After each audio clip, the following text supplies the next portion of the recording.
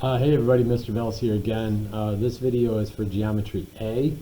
This is section 5-4 on triangle congruence proofs. We're going to look at two special types of triangles that'll help us with some information towards these, and that's isosceles triangles and equilateral triangles.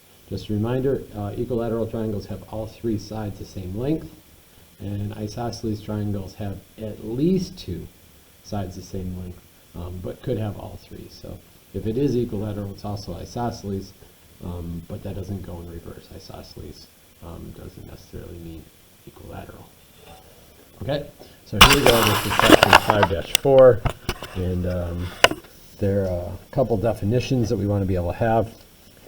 First off, legs, vertex angle, base, and base angle. So let's have a isosceles triangle like this. When we have an isosceles triangle like this, the two sides that are congruent are considered the legs. The side that's not congruent is considered the base. These two angles right down here are considered the base angles. And then this angle right up here is, let me swing it all the way out here, is considered the vertex angle. So those are just terminology things that we would need to be able to represent it. Okay. So the first theorem that we're going to talk about is called the base angles theorem. The base angles theorem says this, and I think I talked about it in one of the other videos. I'm just formalizing it here. It says that if you have two sides of a triangle congruent, then the two angles opposite those sides must also be congruent. The converse of that says if you have two angles congruent in a triangle, then the two sides opposite those ones must be congruent. And that, of course, is what a converse means. It just says switch in the hypothesis and the conclusion. And we've done that for quite a while now. Okay? So then we go over here to corollaries. And remember we said corollaries are things that are so closely related to a theorem that we don't necessarily need to really do much to prove it. It's kind of obvious. So this says if a triangle is equilateral, then it's equiangular. Well, that makes sense. If these two sides are equal, then those two angles are equal. If these two sides are equal, then those two angles are equal. And now all the angles are equal through transitivity. Likewise, if a triangle is equiangular, then it's equilateral, going back and forth. Okay? So there's some extra practice things down here at the bottom, but we're going to skip that. We're going to go right over here to let's say what we can prove. What do we know with some of these things? What can we do with some of these things?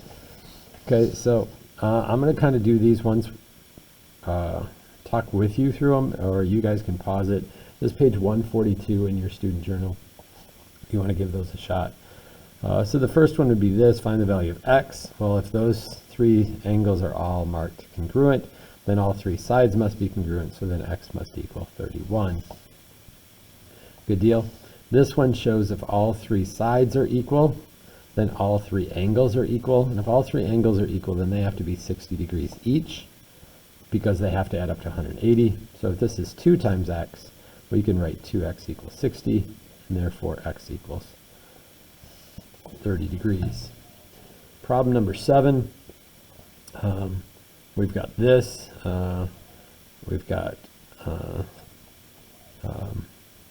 this is a right angle over here, but this is also equilateral. Do you see that? Equilateral, all three sides are equal. So that means this angle is 60, which means this angle is 30 degrees right there. And if that's 30 degrees and those two angles are the same, and again, this one's going to take a little bit more stuff. If those two angles are the same, then they have to be 75 degrees each. 75 degrees each because they have to add up to, those three angles have to add up to 180. And if y equals 75, then right here, y minus 25, right? Y minus 25 would be 75 minus 25. So that means that this side right over here has to be 50. And if that side's 50, then this side's 50. And if that side's 50, and this side also has to be 50, even though it's not marked, because it has to be, because the sides opposite of those, since it's isosceles, have to be the same. So x equals 50. Hopefully that worked out for you. Again, you should try some of these on your own. So let's pause the video before I do them. See if you get that. Okay, so here we go. So on this one right here, this is what I would do first. I might have things that will work out, might have things that won't work out. So these two sides are equal, so I can definitely write x minus y equals 2y plus 10. That's true, but that has two variables and only one equal sign, so I can't solve that as of yet. But maybe if I can solve for x, I can do that. On this one right here, if this is 40 degrees, that's the vertex angle, so the two base angles have to be the same, which means I have 140 degrees left over, which means they have to both be 70s. So there we go. So x equals 70. Then I can plug it up into here, and I get 70 minus y equals 2y plus 10. Move the y to the other side, move the 10 to this side, and I get 60 equals 3y, and y equals 20 when I divide through by 3. Okay, so all of section 5.4 is basically dealing with these two properties. The fact that if all the angles are equal, there we go, if all the angles are equal, all the sides are equal.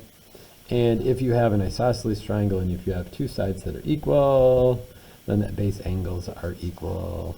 And then there's some problems for you guys to be able to try based on these. So again, what are the names?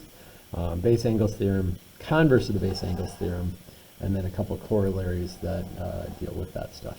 Okay, so I'm hoping this was beneficial to you. This has been Mr. Bells talking about section 5.4 from Geometry A.